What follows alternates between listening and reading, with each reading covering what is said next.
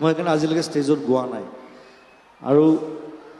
এইবাৰ গাব লাগিব কাৰণ গানটোৰ পৰা মই চিনেমালৈ গুচি গ'লোঁ এটা গানক চিনেমা বনোৱাটো বহুত টান কাম আৰু এটা 15 বছৰৰ প্ৰচেষ্টা 15 বছৰ আগতে মই ৰাজেশক কৈছিলোঁ যে মোৰ এনেকুৱা এটা ষ্টৰী আছে খালি মই তাত ব্লাইণ্ড এজন ব্লাইণ্ড ছিংগাৰ তাৰ ষ্ট্ৰাগল তাৰ লাইফ তাৰ গান আৰু মই ভাবোঁ যে এই গানটোত খুব মিলে সেই গোটেই কেৰেক্টাৰটোৰ লগত সেইকাৰণে গানটো ইউজ কৰিছোঁ আৰু নতুনকৈ বনাবলগীয়া হৈছে আকৌ গানটো প্ৰায় 20 বছৰ পিছত আকৌ গানটো বনাইছোঁ মই নতুনকৈ বহুত কষ্ট হ'ল গানটো বনাওঁতে প্ৰায় 2 বছৰ লাগিলে চিনেমাখন বেছি সোনকালে হৈছে চিনেমাখন 3 মাহত হৈছিল কিন্তু গানটো বনাওঁতে মোৰ আকৌ বনাওঁতে ৰিমেক কৰোঁতে মোৰ 2 বছৰ লাগিলে so' anyway it be a nice film আৰু অসমৰ প্ৰথম